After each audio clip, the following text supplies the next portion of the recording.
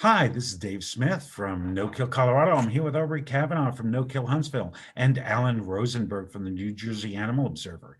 This is No Kill in Motion. We are talking today about the veterinarian's oath. Veterinarians that destroy healthy and treatable animals. Do they violate that oath? And I'm going to read the oath right now. And this is from the American Veterinarian Medical Association. It was written in 1969. It was updated twice in 99 and then again in 2010. So today it says, being admitted to the profession of veterinarian medicine, I solemnly swear to use my scientific knowledge and skills for the benefit of society through the protection of animal health and welfare, the prevention and relief of animal suffering, the conservation of animal resources, the promotion of public health, and the advancement of medical knowledge. I will practice my profession conscientiously, with dignity, and in keeping with the principles of veterinarian medical ethics. I accept as a lifelong obligation the continual improvement of my professional knowledge and competence. Now, that's a lot to take in. I want to concentrate on the one part where it really relates to what we're saying.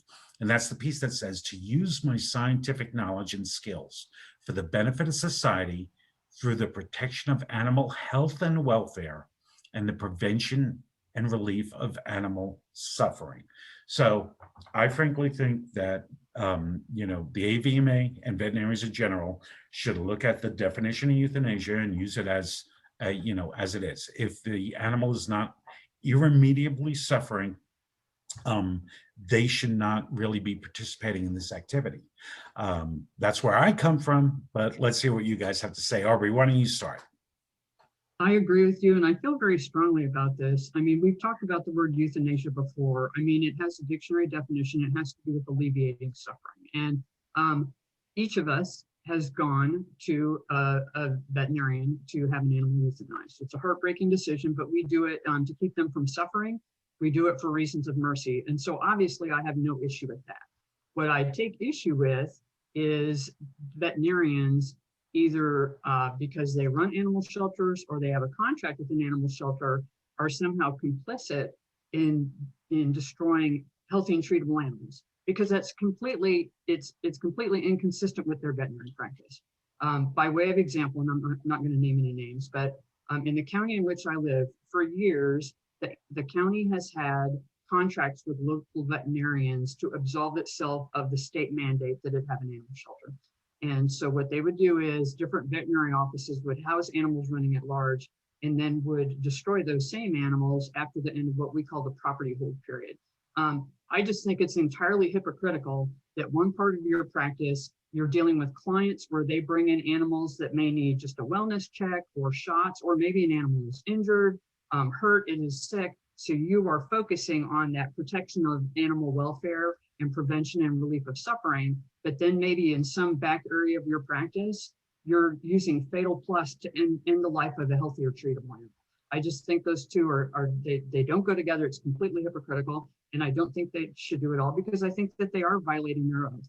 And I think that when someone comes to a veterinary office and says, oh, we know that this is your business model, but we want to pay you so that you can destroy animals for us, I think they just ought to say no.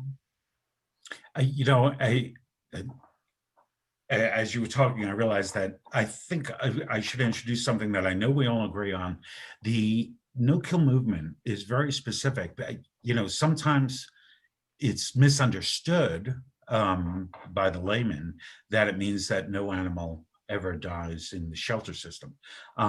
We separate the words kill and euthanasia, and I think we all pretty much subscribe to the definition that euthanasia is the act or practice of killing or permitting the death of hopelessly sick or injured individuals in a relatively painless way for reasons of mercy. There's euthanasia and there's killing, and we're talking about the fact that veterinarians, can legally, without any recourse apparently, actually, use Fatal Plus on an animal that is healthy or treatable. And that doesn't make sense when you think of them. If you think of them as a doctor, especially if you compare them to human doctors, and what we believe is do no harm is the basis of that profession. I don't care if it's a veterinarian or a human doctor. that seems to be pretty intuitive to believe that that's true. Alan, what do you think about this subject? I think there's two issues here, and I think both have a legislative solution. I don't really rely on the veterinary profession. I wish the veterinary profession, like the AVMA, would take a life-saving stand, but they failed to in the past. So I think legislative solutions are where it's at. So I think the first issue is what Aubrie had mentioned was, okay, a shelter uses an outside veterinarian or a contracted veterinarian that runs the shelter as a excuse to kill healthy and treatable animals because they're a veterinarian. And I think here you have to have a legislative solution. Here in New Jersey, veterinarians cannot kill, own, or surrender their stray animals unless they prove the animal is hopelessly suffering. And I think you would need something like that, perhaps supplemented by something like the no-kill advocacy centers, defining no-kill guide, where they list the conditions which are healthy, treatable, and untreatable. The second thing I would say is,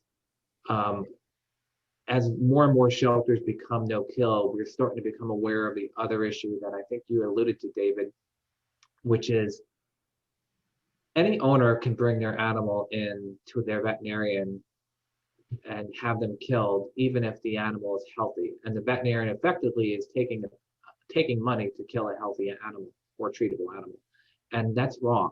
And I believe we need to change the laws where here in New Jersey, we have an owner surrender prevention killing law where shelters cannot kill an owner surrender for 7 days and they have to try to find a home for it for 7 days. So I think the same thing should be applied to any owner that wants to do an owner requested euthanasia at their veterinarian. The veterinarian should be required to assess whether the animal is hopelessly suffering or not through objective criteria. And if the animal is not hopelessly suffering, the veterinarian either has to take 7 days or whatever the time period is to find a home for the animal, or transfer the animal to the local shelter, and the shelter would be obligated to find a home for the animal. Because we should not be in the place where I know animals are property, but we should not be in a place in this country where just because an owner takes an animal to a shelter, the animal has some protection, but if it takes it to its veterinarian, it has no protection, and that's just wrong. I like the legislative approach. I do think that would be extremely difficult, and I am 99% sure, you can never be completely certain, that the AVMA would come out against any legislation like that. I mean, I was there in Denver when we changed the declawing law. In Denver, a veterinarian cannot declaw a cat, and the CVMA was there, and We're fighting them here in New Jersey on that right now. They fought it. They stood up and they fought it straight out. It was horrific to actually see a veterinarian stand there and actually say, well, it really should be up to the veterinarian. The government should not get into into businesses, how they work. And I'm like, really? That was really tough for me to handle. But this is a great conversation, except that we all agree way too much on this one, which is okay, but that's okay. Any last thoughts, Aubrie? I have one last thought, and it flows with what Alan was saying, because I really like the law that you have in New Jersey. I would say this: if you live in an area that's considering some type of local ordinance or resolution, or even a state that's considering adopting something similar to New Jersey, let me give you an example of why you should support it. Again, I'm not naming any names. We had a lawsuit that we dealt with probably about 15 years ago, where an animal control officer went and was called about a dog that was running loose. And he went and he picked up the dog, and it was a young dog. I mean, you could call it a puppy. He put the puppy on the truck, took the truck to the local veterinary office that was the contracted veterinarian for animal control. The veterinarian didn't even see the dog. A vet tech came out to the truck. Between the vet tech and the animal control officer, they both agreed that the animal was a stray, and that dog was euthanized right on the truck. Come to find out later that this was someone's puppy that had simply gotten out of the yard. And when the folks came home from work, they realized their dog was missing.